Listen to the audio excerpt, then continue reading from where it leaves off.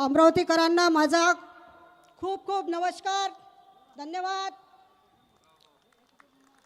आजच्या विश्वास मेळाव्याला राष्ट्रवादी काँग्रेस पक्षाच्या विश्वास मेळाव्याला उपस्थित असलेले राष्ट्रवादी काँग्रेस पक्षाचे राष्ट्रीय नेते, महाराष्ट्राचे उपमुख्यमंत्री सन्माननीय अजितदादा, तसेच या कार्यक्रमाला प्रमुख अतिथी म्हणून उपस्थित असलेले सन्माननीय माजी आमदार देवेंद्रजी भुयार साहेब, तसेच या ठिकाणी उपस्थित असलेले सन्माननीय चव्हाण भाऊ, सन्माननीय वसंतरावजी विकेडकर साहेब, सुरेखाताई ठाकरे, संतोष भाऊ महात्मे, या ठिकाणी मंचावर उपस्थित असलेले सन्माननीय तपोनचे अध्यक्ष सन्माननीय सुभाषजी गवई साहेब, सन्माननीय बसरिया साहेब, सन्माननीय मधुभाऊ करवा, दीपकजी लोखंडे भाऊ, स्वातीताई जावरे, रमेशजी ढवळे साहेब, अशोकजी अग्रवाल साहेब, अख्तरभाई हुसेन साहेब, पीटी गावंडे काका, अश्विनजी चौधरी, या ठिकाणी उपस्थित असलेले अमृतजी मुथा साहेब, प्रतापदादा देशमुख, ॲडव्होकेट शेवट खान, सन्माननीय मनोज देशमुख, योगिताताई गिरासे, छायाताई मिश्रा, प्रकाश भाऊ वैद्य, खलीद मास्टर साहेब, आणि या ठिकाणी उपस्थित असलेले गजाननरावजी चराटे साहेब, जितूभाऊ ठाकूर, किशोर भाऊ फुटाणे, आणि मंचावर उपस्थित असलेले सर्व माझ्या सन्माननीय बंधू आणि भगिनी, आणि या कार्यक्रमाला सन्माननीय अजितदादांचं मार्गदर्शन ऐकण्यासाठी आणि येणाऱ्या महानगरपालिकेच्या निवडणुकीमध्ये या ठिकाणी महानगरपालिकेच्या विकासासाठी विजन विकासाचे गतिमान अमरावतीचे असं हे आपण स्लोगन वापरलं आहे, आणि त्या विकासासाठी ज्या अमरावती महानगरपालिकेचे प्रश्न आहे त्याला न्याय देण्यासाठी आणि आपल्याला विश्वास देण्यासाठी सन्माननीय उपमुख्यमंत्री सन्माननीय अजितदादा या ठिकाणी उपस्थित झाले आहे। आपल्या सर्वांना माहीत आहे की राष्ट्रवादी काँग्रेस पक्ष 80% समाजकारण आणि 20% राजकारण करणारा पक्ष आहे। सर्व धर्मसमभाव, सर्वांना सोबत घेऊन चालणारा आणि सर्वांना प्रश्नाला न्याय देणारा एकमेव असा पक्ष आहे, तो म्हणजे सन्माननीय अजितदादांचा राष्ट्रवादी काँग्रेस पक्ष। राष्ट्रवादी काँग्रेस पक्षावर विश्वास ठेवून आपण सर्वांनी मला विधानसभेमध्ये लोकप्रतिनिधीमधून निवडून दिले, आणि निवडून दिल्यानंतर या ठिकाणी अमरावती शहराचा जो विकास आपल्याला झपाट्याने चालू आहे तो पुढे नेण्यासाठी अमरावती महानगरपालिकेचे जे उमेदवार या ठिकाणी दिलेले आहे त्या सर्वांना आपला सर्वांचा आशीर्वाद पाहिजे। आपण या ठिकाणी आपल्याला माहिती आहे अमरावती शहरामध्ये अमरावती महानगरपालिकेमध्ये एकमेव असा पक्ष आहे, तो म्हणजे राष्ट्रवादी काँग्रेस पक्ष। त्यांनी राष्ट्रवादी काँग्रेस पक्षाने या ठिकाणी 87 जागेवर उमेदवार उभे केलेला हा तुमचा विश्वास आहे। हे माझे सर्व सहकारी या ठिकाणी या महानगरपालिकेच्या निवडणुकीमध्ये 5-6 महिन्यापासून दादा तयारी करत होते। 2 वर्षापासून माझे सहकारी माझी निवडणूक झाल्यानंतर या सर्वांनी विजन केलं की आपल्याला महानगरपालिकेमध्ये उभं राहायचं आहे आणि त्या ठिकाणी आपल्याला काम करायचं आहे। म्हणून प्रत्येक वार्डामध्ये, प्रत्येक प्रभागामध्ये सर्व लोक आपण गेल्या वर्षभरापासून मेहनत करत आहे, परंतु हे सर्व करत असताना आपण 87 जागा होत्या, 87 जणांना आपण तिकीट दिलं, 50% महिला आरक्षण आहे, 50% या ठिकाणी पुरुष आहेत, अशा माध्यमातून तिकीट देत असताना बऱ्याच काही लोकांना आम्हाला थांबवावं लागलं, परंतु त्यांची नाराजी न घेता त्यांनासुद्धा आम्ही सांगितलं की तुम्ही नाराज होऊ नका, आम्ही तुमच्या सोबत आहे, निश्चितच तुम्हालासुद्धा न्याय दिल्याशिवाय राहणार नाही। कारण आज आपल्याला या ठिकाणी सांगावंसं वाटतं, राष्ट्रवादी काँग्रेस पक्षाची मी आमदार झाली, सन्माननीय अजितदादांनी विश्वास दिला, आपण सर्वांनी मला निवडून दिलं, म्हणून या ठिकाणी संजय खोडके साहेबांना सुद्धा सन्माननीय अजितदादांनी आमदार केलं, म्हणून या ठिकाणी आपल्याला सुद्धा निश्चितच न्याय दिल्याशिवाय आम्ही राहणार नाही। तुम्ही या ठिकाणी मतभेद विसरून या ठिकाणी राष्ट्रवादी काँग्रेस पक्षाच्या सर्व उमेदवाराला ताकदीनं घड्याला आपल्याला निवडून द्यायचं आहे, अशी या ठिकाणी आपल्या सर्वांना विनंती करत आहे।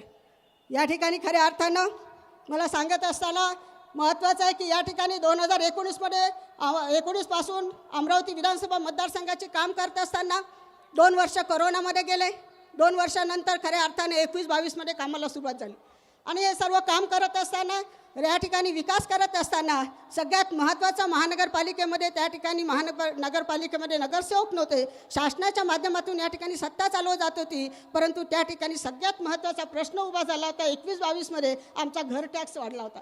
घर टॅक्स इतका वाढला होता की त्या ठिकाणी सामान्य माणसाला पेलवणारा नव्हता. म्हणून सन्माननीय अजितदादांकडे त्या ठिकाणी मिटिंग घेतली आणि अजितदादांनी त्या ठिकाणी हा घर टॅक्स आपल्या जुन्याच पद्धतीने लावला. असा हा ऐतिहासिक निर्णय सन्माननीय अजितदादांनी घेतला, आपल्या सर्वांना माहीत आहे. त्यानंतर कमर्शियल टॅक्ससुद्धा लागला होता. जे दुकानं बांधतात आणि ते भाड्याने देतात त्याच्यावर 52 ते 54% टॅक्स लावला होता. पण तो सुद्धा गेल्या 6 महिन्याच्या आधी आपण महानगरपालिकेमध्ये मिटिंग लावली आणि ज्या पद्धतीनं घर टॅक्स लावलं जातं त्याच पद्धतीनं आपण कमर्शियलसुद्धा टॅक्स लावला.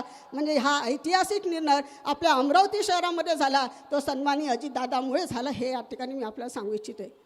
दुसरा महत्त्वाचा प्रश्न आहे, या ठिकाणी आपल्याला माहीत आहे की अमरावती शहरामध्ये अप्पर वर्धामध्ये पाणी आहे. जी जुनी योजना होती ती 2017ला संपली होती, परंतु त्याचा प्रस्ताव तयार नव्हता. परंतु 2020पासून अमरावतीमध्ये वाढीव पाणी पुरवठ्याचा प्रस्ताव मी या ठिकाणी शासनाकडे मांडला आणि 2023मध्ये 1000 कोटीचा प्रस्ताव सन्माननीय अजितदादांनी केंद्र शासनाकडून मंजूर करून आणला. आणि आज आपल्या अमरावतीला जे 1 दिवस आड पाणी येते ते आता येणाऱ्या वर्षामध्ये 3-4 महिन्यामध्ये अमरावती शहरातील सर्व भागामध्ये रोज पाणी येईल हा विश्वास मी या ठिकाणी आपल्याला देते. कारण प्रत्येक भागामध्ये काम चालू झालं आहे, आपण सगळे बघतायत. दुसरा महत्त्वाचा विषय होता की आमच्या अमरावती शहरामध्ये भुयारी गटर योजना आहे. नेहमी पत्रामध्ये येतात जातं की अमरावती स्वच्छ, सुंदर आणि चांगलं झालं पाहिजे. परंतु दादांना मी सांगू इच्छिते की भुयार गटर योजना अनेक वर्षापासून प्रलंबित आहे. म्हणून या ठिकाणी मागच्या वर्षी आम्ही भुयार गटर योजनेची मजिपामार्फत 250 कोटी ते 2500 कोटीचा जागतिक बँकेच्या प्रकल्पामध्ये टाकला आहे. दादा, आपण त्यालासुद्धा मान्यता मिळवून द्यावी अशी या ठिकाणी विनंती करते, जेणेकरून आमचा हा ड्रेनेजचा प्रश्न आहे, भुयारी गटारचा प्रश्न आहे, तो मार्गी लागतील. आणि सन्माननीय दादा येणाऱ्या काळामध्ये, येणाऱ्या मार्चमध्ये या प्रस्तावाला मान्यता देतील आणि 2500 कोटी आपल्या अमरावती शहरासाठी भुयार गटासाठी आणेल असा विश्वास या ठिकाणी आपल्याला देते. यासोबतच आपल्याला सांगू इच्छिते की अमरावती शहरामध्ये आपण म्हणतो महानगरपालिकेमध्ये माध्यमातून काय पाहिजे असते, सर्वांना पाहिजे रस्ते, नाले, वीज, पाणी, ओपन स्पेस असते, त्याला चेन फेन्सिंग झालं पाहिजे, तिथे गार्डन झालं पाहिजे, महिलांसाठी वॉकिंग ट्रॅक झाला पाहिजे, ज्येष्ठांसाठी वॉकिंग ट्रॅक झाला पाहिजे, झाडं लावल्या गेली पाहिजे, त्या ठिकाणी ओपन जिम असला पाहिजे, लहान मुलांना खेळण्यासाठी त्या ठिकाणी खेळणी असली पाहिजे आणि एखादं मंदिर असेल तर तिथे सभागृह झाले पाहिजे. म्हणजे त्या भागाचा विकास होतो. म्हणजे ह्या सगळ्या पायाभूत सुविधा असतात. ह्यासुद्धा आपल्याला माहीत आहे की अमरावती विधानसभा मतदारसंघामध्ये अनेक भागात ही कामं झालेली आहे, फार थोडी कामं शिल्लक राहिलेली आहे. म्हणून या पायाभूत सुविधेच्या माध्यमातून अमरावतीचा विकास करत असताना खऱ्या अर्थानं अमरावती स्वच्छ, सुंदर आणि चांगली कशी होईल ते ह्या पायाभूत सुविधासाठी मी आपल्याला सांगू इच्छिते की मागील पंचवार्षिक काळामध्ये 2000 ते 19 ते 2024मध्ये अमरावतीमध्ये रस्ते विकास व पायाभूत सुविधा निर्मितीसाठी अजितदादांनी 742 कोटी दिले. पाणी पुरवठा व वितरण योजनेसाठी 1000 कोटी रुपये दिले. शासकीय इमारत बांधकामासाठी 719 कोटी रुपये दिले. शैक्षणिक विकासाच्या सुविधा, सारथी केंद्रासह अन्य शैक्षणिक सुविधेसाठी 263 कोटी रुपये दिले. क्रीडा सुविधाच्या निर्मितीसाठी 82 कोटी रुपये दिले. आरोग्य सेवा सुविधा विस्तारासाठी 196 कोटी दिले. रमाई आवास व PM आवास योजनासाठी 190 कोटी रुपये दिले. शहराच्या मध्यभागी असलेल्या विविध चौकाचे सौंदर्यीकरण करण्यासाठी 7 कोटी रुपये आणले आणि त्यासोबतच पर्यटन विकासासाठी 27 कोटी रुपये दिले. आणि महावितरण म्हणजे आपल्या असणारा इलेक्ट्रिकचा सर्वात महत्त्वाचा प्रश्न, त्या सुविधेच्या कामासाठी जवळपास 49 कोटी रुपये अशी सन्माननीय दादांनी गेल्या 5 वर्षामध्ये मला जवळपास 3275 कोटीचा विकास योजनेची कामे सन्माननीय दादांनी दिली. म्हणून मला आपल्याला सांगावंसं वाटते की आज अमरावती शहराचा जो विकास होत आहे तो सन्माननीय अजितदादांनी मला या ठिकाणी एवढा मोठा निधी दिला म्हणून मी काम करू शकते आणि म्हणूनच या ठिकाणी आपल्या अमरावतीचा शहराचा विकास होत आहे. त्यासोबतच सगळ्यात महत्त्वाचं म्हणजे DPDC, कारण माझा अमरावती विधानसभा मतदारसंघ हा 100% शहर आहे, शहरी भागामध्ये येतो, थोडासा भाग हा बडनेरा विधानसभा मतदारसंघामध्ये येतो. परंतु अमरावती शहर पूर्ण शहराचा विकास झाला पाहिजे. अमरावती बडनेरा हा वेगळा न करता अमरावती महानगरपालिकेचा विकास झाला पाहिजे. म्हणून या ठिकाणी मी सतत प्रयत्न करते आणि त्यातून पैसे सन्माननीय दादांच्या माध्यमातून आणण्याचा प्रयत्न करते आणि काम करताय हे सुद्धा सांगते. आज आपल्याला सांगत असताना दरवर्षी DPDCची मीटिंग होते. 2019मध्ये दादा फक्त आम्हाला 12 कोटी मिळत होते, परंतु दरवर्षी मी प्रस्ताव टाकला आणि सन्माननीय दादांनी यावर्षी मला 50 कोटी दिले. पुढच्या वर्षाच्या याच्या DPDCमध्ये मी 100 कोटीचा प्रस्ताव टाकला आहे. शहरासाठी आपण 100 कोटी द्यावी की जेणेकरून आमचा अमरावती शहराचा एवढा विस्तार होत आहे की त्या ठिकाणी लोकांच्या समस्या आहे, इथली मूलभूत सुविधा आहे, ही सर्व कामं करण्यासाठी आपण मला 100 कोटी रुपये द्यावे DPDCमध्ये अशी या ठिकाणी विनंती करते. त्यासोबत आरोग्याचा प्रश्न आहे. आमच्या अमरावती शहरामध्ये आपल्याला माहीत आहे इरविन हॉस्पिटल असेल, सुपर स्पेशालिटी हॉस्पिटल असेल, डफरीन हॉस्पिटल असेल, महिलांचं हॉस्पिटल 200 बेडचं केलं आहे. सुसज्ज दादांच्या हस्ते त्याचं उद्घाटन झालं आहे. इरविन हॉस्पिटलसुद्धा आहे, त्याचेसुद्धा 800 बेडचं बिल्डिंगचं काम चालू झालेलं आहे. आणि सगळ्यात महत्त्वाचं म्हणजे सुपर स्पेशालिटी. आमच्या गावातील, आमच्या अमरावती शहरातील, जिल्ह्यातील एखाद्या आरोग्याचं एखादी अडचण आली तर त्याला नागपूरला किंवा बाकी ठिकाणी पाठवत होते. म्हणून सुपर स्पेशालिटीमध्ये कॅन्सर असेल, न्यूरो असेल, आपलं हार्टचं असेल, ही सगळं ऑपरेशन आता आपल्या सुपर स्पेशालिटीमध्ये होत आहे. शासनाच्या योजनेचा सुद्धा लाभ होत आहे. यासाठी सन्माननीय दादांनी सुद्धा मला सुपर स्पेशालिटी साठी खूप पैसे दिले आणि त्याचा विकास आणि टप्पा 3 आमचा प्रस्तावित आहे. शासनाच्या वतीने या ठिकाणी विधानसभेमध्ये मी प्रश्न मांडला की टप्पा 3 सुद्धा आमचा झाला पाहिजे, याची मागणीसुद्धा दादांना मी करते. त्या ठिकाणी असणारे जे काही राहिलेले आरोग्याचे प्रश्न आहेत ते सुद्धा त्या ठिकाणी मार्गी लागतील अशी या ठिकाणी विनंती करते. आणि हे सर्व करत असताना आमच्या भागामध्ये खऱ्या अर्थानं चांगला खेळाडू निर्माण झाला पाहिजे. म्हणून क्रीडा विभागाच्या माध्यमातून आपल्याला माहीत आहे की गेल्या अनेक वर्षापासून जिल्हा स्टेडियमची खाली जागा पडली होती, परंतु त्या ठिकाणी जिल्हा स्टेडियमसुद्धा या चांगलं काम झालेलं आहे. तिथं खेळ चालू झालेले आहे. त्याच माध्यमातून विभागीय क्रीडा संकुलसुद्धा आपण बांधलेलं आहे. जवळपास 50 कोटीचं विभागीय क्रीडा संकुल आपण त्या ठिकाणी बांधले आहे. आणि क्रीडा संकुलच्या माध्यमातून उत्तम खेळाडू आपल्या अमरावती शहराचे महाराष्ट्र नॅशनल लेवलवर कसे जातील यासाठी आमचे प्रयत्न आहे. त्यासाठी विभागीय क्रीडा संकुल या ठिकाणी बांधकाम चालू आहे. ते निश्चितच येण्या काळामध्ये चांगलं होईल आणि आपल्या असणाऱ्या ज्या मुलं आहे त्यांना चांगला खेळण्याची संधी या ठिकाणी मिळेल अशी या ठिकाणी अपेक्षा व्यक्त करते. आणि 100% कामाला चालू झालं आहे. दुसरा सगळ्यात महत्त्वाचा प्रश्न कोणता असेल तर आमच्या अमरावती महानगरपालिकेच्या शाळा. आपल्या सर्वांना माहीत आहे गेल्या 5-6 वर्षापासून मी अमरावती महानगरपालिकेच्या शाळेमध्ये लक्ष घातलं. त्या ठिकाणी महानगरपालिकेच्या अमरावती शहरातल्या शाळा बंद होते की काय अशी परिस्थिती होती. अमरावती शहरामध्ये 63 शाळा आहे, परंतु त्या ठिकाणी असणाऱ्या विद्यार्थ्यांची संख्या कमी झाली होती. म्हणून सन्माननीय दादांना मी सांगू इच्छिते की त्या ठिकाणी आता काळ बदलला आहे. प्रत्येकाला वाटतं की माझ्या मुलाला इंग्लिश मिडियमचं शिक्षण मिळालं पाहिजे, म्हणून महानगरपालिकेच्यामध्ये सुद्धा KG1 पासून आपण त्या ठिकाणी शिक्षण चालू केली आहे. आणि आज अशी परिस्थिती आहे काही शाळांमध्ये त्या ठिकाणी विद्यार्थ्यांना बसायसाठी जागा नाही, हाऊसफुलचा बोर्ड लावावा लागतं आहे. अशा पद्धतीने आज महानगरपालिकेच्या शाळा चांगल्या पद्धतीनं काम करत आहे. त्याच्यासाठी डिजिटल आपण त्या ठिकाणी बोर्ड दिलेला आहे, पिण्याच्या पाण्याची व्यवस्था केली आहे. परंतु दादांना मी एकच मागते की DPDCमधून आमच्या अमरावती महानगरपालिकेसाठी शाळेसाठी पैसे मिळत नाही. पण अमरावती शाळेत ज्या महानगरपालिकेच्या शाळा आहे त्या 60 वर्ष 70 वर्ष 100 वर्ष जुन्या अशा शाळा आहे, त्याचं बांधकाम करायचं आहे. येणाऱ्या मार्चमध्ये आपण आम्हाला थोडा काही पैसा देऊन टप्प्याटप्प्याने जरी पैसा दिला तर आमच्या अमरावती महानगरपालिका शाळा ह्या सुसज्ज होतील आणि सामान्यातल्या सामान्यांच्या मुलाला या ठिकाणी शिक्षण मिळेल अशी या ठिकाणी मी प्रस्ताव दिला. त्यालासुद्धा दादांनी आपल्याला हात घालावं, त्याला न्याय द्यावं अशी या ठिकाणी विनंती करते. आणि हे सर्व करत असताना अमरावतीचं सौंदर्य वाढलं पाहिजे, सौंदर्यीकरण झालं पाहिजे. म्हणून आपल्या सर्वांना माहीत आहे मा जिजाऊ चौक असेल, पुण्यश्लोक अहिल्यादेवी चौक असेल, मा सावित्रीबाई फुलेंचा चौक असेल, त्यासोबत राष्ट्रसंत तुकडोजी महाराजांचा चौक असेल, संभाजी महाराजांचा चौक असेल, डॉक्टर बाबासाहेब आंबेडकरांचा चौक असेल, तसं या ठिकाणी डॉक्टर पंजाबराव देशमुखांचा चौक असं या सर्वांचं सौंदर्यीकरण झालेलं आहे. आणि अजून काही असे चौक आहे त्याचं सौंदर्यीकरणाचं काम चालू आहे. म्हणून आमची अमरावती स्वच्छ सुंदर आणि एक चांगली अमरावती कशी होईल, सौंदर्यीकरणाच्यामध्ये कशी येईल यासाठी निश्चितच माझा सहभाग आहे आणि त्याचं कामसुद्धा आम्ही करत आहे. त्यासोबतच आमच्या अमरावतीचं दैवत म्हणजे अंबादेवी आणि एकविरा देवी, याचासुद्धा मागच्या वर्षापासून या ठिकाणी अंबादेवी आणि एकविरा देवी खूप जुनी आहे, पण त्या ठिकाणी विकास झालेला नाही आहे. म्हणून अंबादेवी एकविरा देवीचा सुद्धा विकासाचा आराखडा आम्ही तयार केलेला आहे. दादांना माझी विनंती आहे की अंबादेवी एकविरा देवीचा जो आराखडा आहे त्यालासुद्धा आपण मान्यता द्यावी. कारण महाराष्ट्रातून देवीच्या नवरात्र संपूर्ण महाराष्ट्राच्या बाहेरून लोक येतात आणि त्यासाठी त्यांना राहण्याची त्या ठिकाणी बसण्याची सुद्धा व्यवस्था करण्यात यावी. म्हणून हा आराखड्यालासुद्धा आपण मंजुरात द्यावी अशी या ठिकाणी विनंती करते. त्यासोबतच सगळ्यात महत्त्वाचा प्रश्न आमचा अमरावतीचा. या आमच्या अमरावतीमध्ये अनेक भागामध्ये महेंद्र कॉलनी असेल, सरस्वती नगर असेल किंवा बिच्चू टेकडी असेल किंवा या भागात आहे अमरावती शहरातले बऱ्याच भागामध्ये असे आहे की लोकांनी 50 रुपयाच्या स्टॅम्प पेपरवर घर खरेदी केली आहे, पण त्यांना PR कार्ड नाही आहे.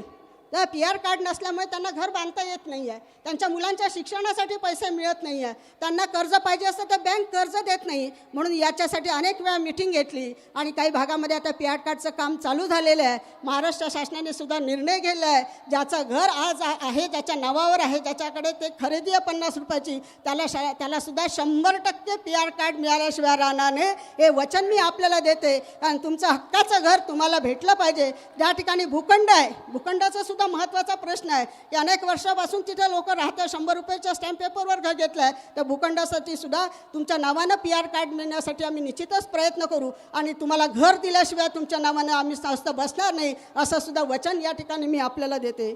त्यासोबतच सगळ्यात महत्त्वाचा साहेब दादा एक महत्त्वाचा असा प्रश्न आहे की आमच्या अमरावती शहरामध्ये राजकमलचा पूल आहे. अनेक वर्षापासून तो जुना पूल होता आणि अचानक बंद पडला. रेल्वेचे अधिकारी आले आणि त्यांनी सांगितलं का हा बंद, त्याच्यामुळे या ठिकाणी ती वाहतूक कोंडलेली आहे. अमरावती मधोमध असलेला पूल आहे, शहराला मार्केटला जोडणारा पूल आहे. म्हणून मला या ठिकाणी विनंती आहे की याचं ऑडिट झालं, याचा प्रस्ताव तयार झाला, अधिवेशनामध्ये सुद्धा मांडला होता. म्हणून येणारा मार्चमध्ये या पुलासाठी 125.37 कोटीचा प्रस्ताव शासनाकडे आम्ही टाकलेला आहे. म्हणून आपण हा सुद्धा प्रस्ताव मंजूर करावा व जेणेकरून आमच्या लोकांची जी येणे जाण्याची गैरसोय होते ती निश्चितच पूर्ण होईल. म्हणून आपण या ठिकाणी या प्रस्तावाला मंजुरात द्यावी. त्यासोबतच सगळ्यात महत्त्वाचं म्हणजे आम्ही या ठिकाणी आहे पंचवटी चौकात, पंजाबराव देशमुख चौकाच्या मध्ये. तिथून तर बघितलं तर आमच्या इथे इतकं शहर वाढलेलं आहे की या ठिकाणी या रस्त्याची कोंडी होते. म्हणून या ठिकाणी आम्ही शासनाकडे प्रस्ताव तयार केला आहे. डॉक्टर पंजाबराव देशमुख चौकापासून तर संभाजी चौकापर्यंत या ठिकाणी हॅममध्ये हा प्रस्ताव दिला आहे. याच्याकडे सुद्धा आपण लक्ष द्यावं आणि हा आमचा ब्रिज मंजूर करावा अशी या ठिकाणी विनंती करते. त्यासोबतच पर्यटन स्थळ म्हणून आज आमच्या अमरावती शहरामध्ये एकही पर्यटन स्थळ नाही आहे. परंतु जे पर्यटन स्थळ म्हणून माझ्या मतदारसंघामध्ये वडाळी आहे. वडाळीच्या गार्डनमध्ये अमृत 2मध्ये आम्ही 20 कोटी रुपये आणले आहे. 20 कोटीचं काम चालू आहे आणि त्याला लगतच तलाव आहे आणि तलावाला लागून बांबू गार्डन आहे, ते पण आपल्या फॉरेस्टचं आहे. बांबू गार्डन आणि वडाई तलाव हा एकत्रित करून PMCच्या माध्यमातून आम्ही त्याचा प्रस्ताव तयार केला आहे की त्याच्या माध्यमातून त्या ठिकाणी जर आपण हे केलं पर्यटन स्थळ म्हणून त्याला मान्यता दिली तर निश्चितच आमच्या अमरावती शहरातली लोकांना बाहेर जाण्याचं काम पडणार नाही. आणि या माध्यमातून नैसर्गिक सौंदर्य त्या ठिकाणी असणार वडाई तलाव असेल, वडाई गार्डन असेल, बांबू गार्डन असेल, याचासुद्धा उपयोग सर्वसामान्य लोकांना होईल. मुलांची ट्रिप त्या ठिकाणी जातील, मुलांना ज्येष्ठांना बसायसाठी त्या ठिकाणी एक चांगलं पर्यटन स्थळ होईल. म्हणून याला सुद्धा आपण मान्यता द्यावी अशी या ठिकाणी विनंती करते. आणि सगळ्यात महत्त्वाचं म्हणजे आमच्या इथे शिवटेकडी आहे, शहराच्या मध्यभागी आहे, खूप वर्षापासूनची आहे, पण त्याचं सौंदर्यकरण झालं नाही आहे. त्याचासुद्धा आम्ही प्रस्ताव तयार केलेला आहे. आणि छत्रपती शिवाजी महाराजांचा पुतळा आहे, त्या पुतळ्याचं सुद्धा सौंदर्यकरण झालं पाहिजे आणि त्या ठिकाणी म्युझियमसुद्धा तयार झालं पाहिजे. म्हणून आम्ही आज महानगरपालिकेच्या माध्यमातून PMC नेमलेली आहे. त्या PMCचा सुद्धा आपण PMCच्या माध्यमातून जो काही प्रस्ताव होईल त्या प्रस्तावाला मंजुरात द्यावे आणि निधी उपलब्ध करून द्यावा अशी या ठिकाणी विनंती करते. त्यासोबतच मी माझ्या सर्व जनतेला सांगू इच्छिते की महानगरपालिकेची निवडणूक आहे, शहर वाढलेलं आहे आणि सगळ्यांना येण्या जाण्याची गैरसोय होते, सगळ्यात जास्त आमच्या महिला भगिनींना.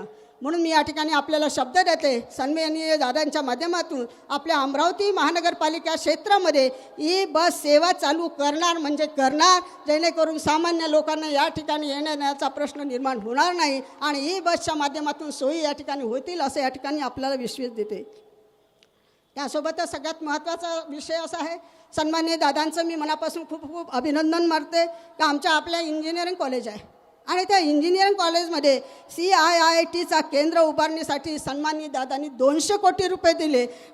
या ठिकाणी महानगरपालिकेची निवडणूक संपल्यानंतर लवकरच दादाच्या हाताने त्याचं उद्घाटन होणार आहे. टाटा इन्स्टिट्यूटच्या माध्यमातून 175 कोटी आहे आणि दादांनी नियोजनमधून 25 कोटी दिलेले आहे. असे 200 कोटीचा हा प्रस्ताव आहे. या प्रस्तावाच्या माध्यमातून या CIITच्या माध्यमातून जे आमचे मुलं ग्रॅज्युएट होतील, इंजिनियर होतील, डिप्लोमा घेतील, त्यांना जर नोकरी करायची असेल त्याचा प्रशिक्षण देण्याचं काम या ठिकाणी आमच्या अमरावतीमध्ये सुरू होणार आहे, जेणेकरून आमच्या मुलांना रोजगार उपलब्ध होईल, नोकरी मिळतील. म्हणून हे प्रशिक्षण आपल्या अमरावतीमध्ये होईल अशी या ठिकाणी मी आपल्याला सांगू इच्छिते. त्याबद्दल आपल्या सर्वांच्या वतीनं मी सन्माननीय दादांचं खूप खूप अभिनंदन मानते. त्यासोबतच सगळ्यात महत्त्वाचं म्हणजे केंद्र शासनाने मेगा टेक्स्टाईल पार्क दिला, देशामध्ये 7 ठिकाणी दिला दादा, तो आमच्या अमरावतीला 1 दिलेला आहे.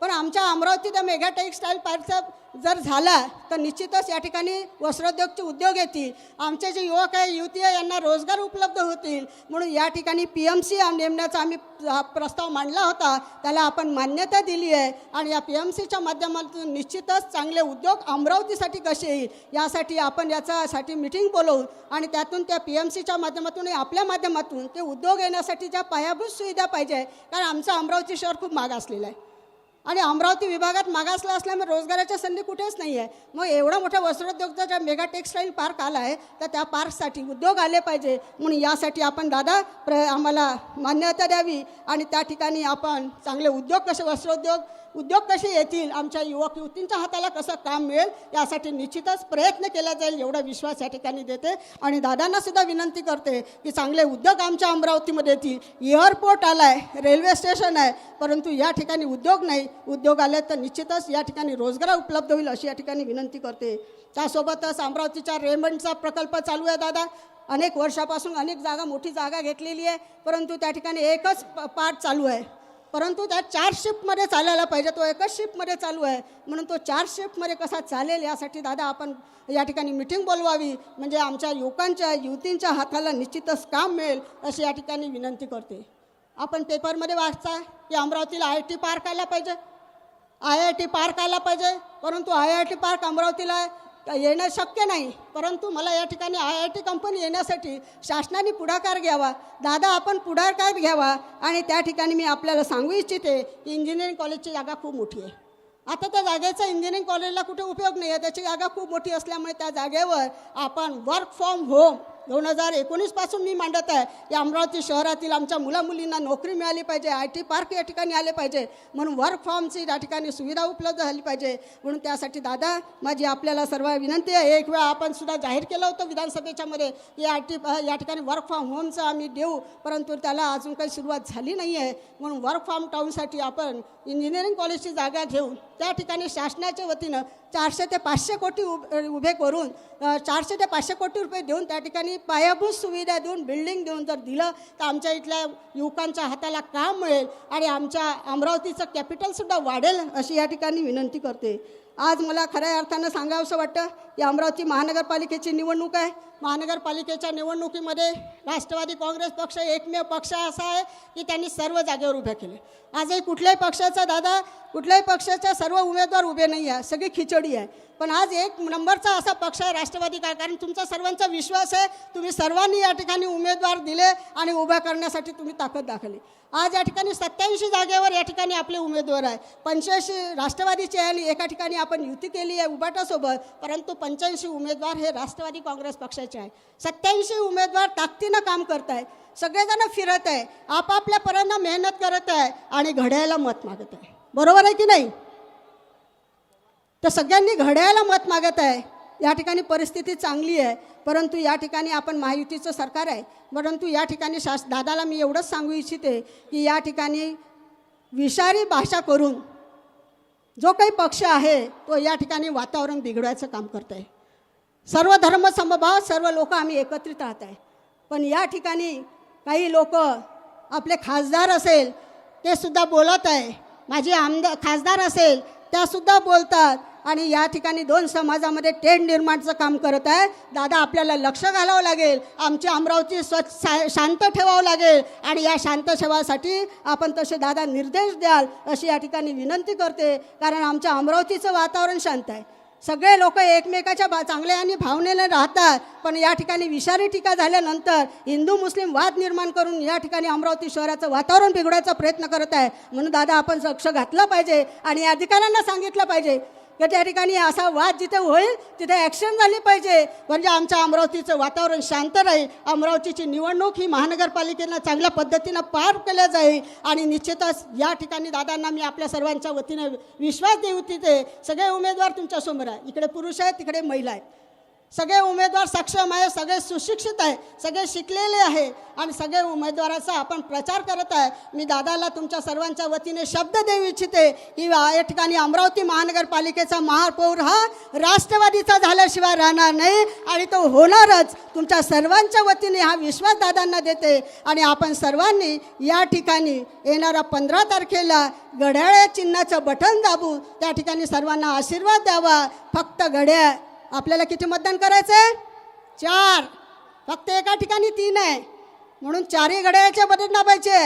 घड्याळ घड्याळ घड्याळ घड्याळ, फक्त घड्याळ.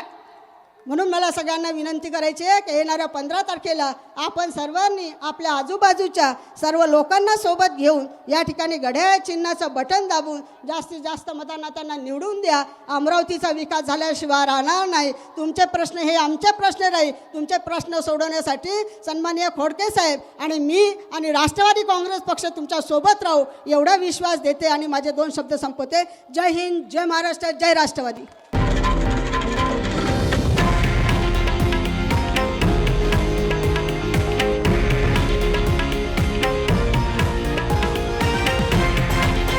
हे आहे देशातील नंबर 1 न्यूज नेटवर्क आणि आपण पाहत आहात TV9 मराठी, एकमेव.